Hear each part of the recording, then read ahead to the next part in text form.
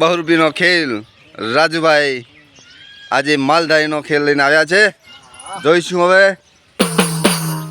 એ અમે હીરા વંશી હે રથનાર બહારી દેહા એ અમે માલધારી કહેવાય રથનાર બહારી દેહા એ અમે હીરા તો વંશી ભાઈ રથનાર બહારી દેહા અમે માલધારી કહેવાય રથનાર બહારી દેહા.